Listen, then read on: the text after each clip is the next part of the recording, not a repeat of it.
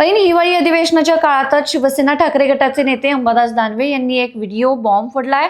पैशांच्या गड्ड्यांसह आमदार काय करतायत असा सवाल त्यांनी मुख्यमंत्री देवेंद्र फडणवीस यांना विचारलाय। तर या व्हिडिओतील आमदार नेमका कोण असा सवाल देखील त्यांनी उपस्थित केलाय।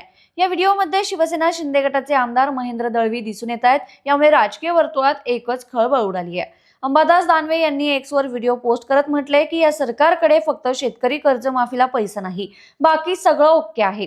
जनतेला जरा सांगा, मुख्यमंत्री फडणवीस आणि शिंदे जी हे आमदार कोण आहेत आणि पैशांच्या गड्ड्यांसह काय करतात असा सवाल त्यांनी उपस्थित केला। याबाबत अंबादास दानवे यांच्याशी एका वृत्तवाहिनीने संवाद साधला असता ते म्हणाले, सत्ताधारी पक्षातील काही आमदार त्यात दिसतात, मोठ्या नोटांच्या गड्ड्या त्यात दिसून येत आहेत, कोणाच्या आहेत काय आहेत हे तपासलं पाहिजे। मी याबाबत तक्रार करणार आहे। मी यात कुणाचं नाव घेत नाही, पण पोलिसांनी हे शोधलं पाहिजे असं त्यांनी म्हटलंय।